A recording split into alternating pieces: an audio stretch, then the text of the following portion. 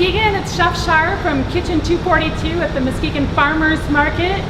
And isn't it a great time of the year? Blueberry season. If you head down to the farmers market, we have a few farms who are selling their beautiful blue goodness.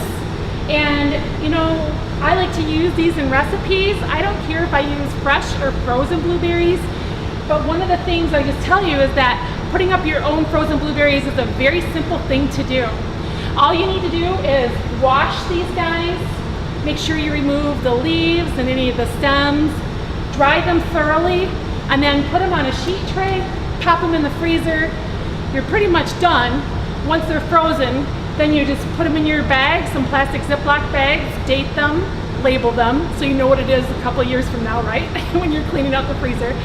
And you're good. I mean, they're probably one of the easiest fruits to put up to preserve.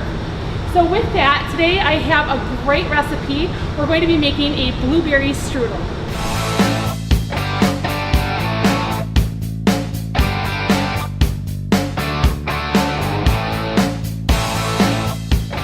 To make the blueberry strudel, we have to make a delicious blueberry pie filling. And what I do use are the frozen blueberries. The reason for that is I can harvest the juice off from the frozen blueberries. You can't really get that out of the fresh blueberries. So what I do is I allow these to thaw, get all that juice for making my filling. I will give you the recipe on the blog, but we use cornstarch, fresh lemon, some almond extract, sugar, and I cook it all together and I get a nice filling that looks like so. One of the most important parts of a strudel is the crust, and I'm going to tell you I cheat there a little bit. We use puff pastry sheets. You can find this in the frozen section at any grocery store, and usually there's 2 in a package, so bonus, you can make a couple of these. What I will do is I thaw the dough, and I will take a rolling pin and just kind of elongate that dough just a little, like so.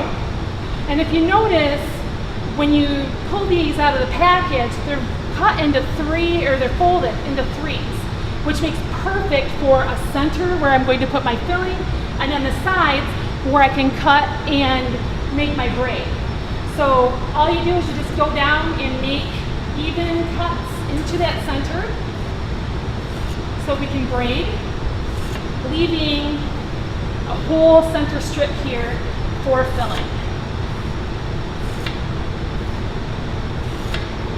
Simple, simple, simple.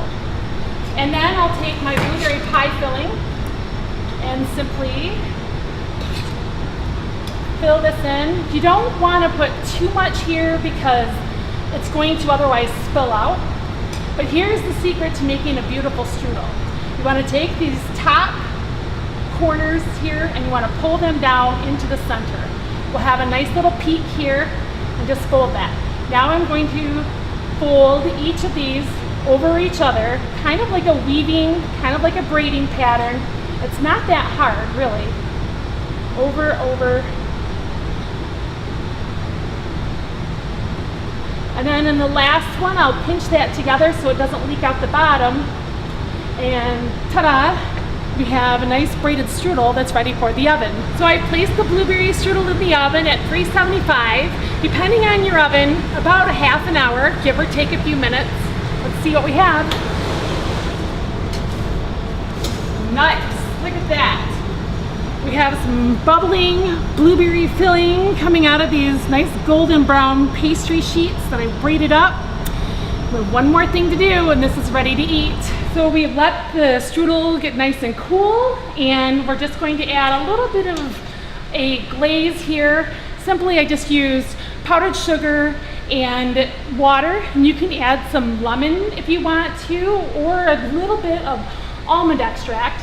But we just want to simply coat this with the frosting. Look at that. And I'm going to add a little bit of some almonds here, some toasted almonds. And my friends, we now have beautiful blueberry strudel.